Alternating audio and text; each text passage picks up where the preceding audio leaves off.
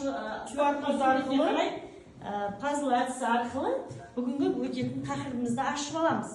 Мына пазл әдісін құрастыра отырып, біздің бүгінгі өтетін тақырыбымыз мына Сидней Олимпиадасының жеңімпазы. Алтын медаль жеңімпазы, мына суретте отырған, суретте жатқан деп қойды біздің жігіттің қолында жатқан Бекзат Саттархан.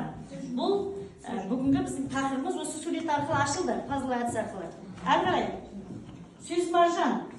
Сөз маржанымыз осы бүгінгі ашылған тақырыпқа байланысты. Ақ түйенің қарны жарылды. 20 жылдан кейін жеткен жеңіс. Әдемі. Сөз маржандарды қолдандық. Сол сөз маржаны арқылы біздің тақырыбымыз бір-бірімен ұласып келе жатыр. Ал енді сөздің мағынасын айту. Осы сөздің мағынасын айту дегенімізде біздің жаңа сөз маржандарымызды мағынасын ашып талқылау жасаймыз топпен. Топтық тапсырма ретінде беріп жүреміз.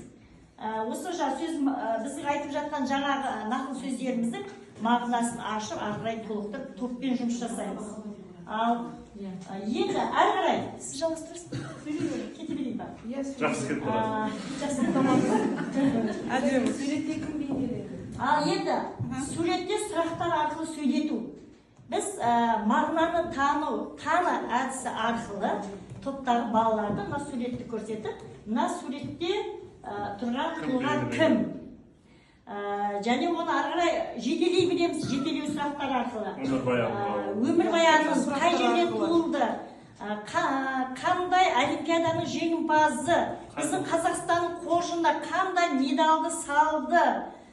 Және осы тұлғаға ұқсағысы келетін осы сыныпта спортқа жақын жігіттеріміз бар ма деген секілді түрлі мынандай жаңағы сұрақтар арқылы балаларды сөйлетеміз, айтқызамыз, айтылым дағдысын қалыптастырамыз. Түрлі жеңіл сұрақтар арқылы. Ал енді берілген сурет бойынша нақты ақпарат беру. Осы берілген сурет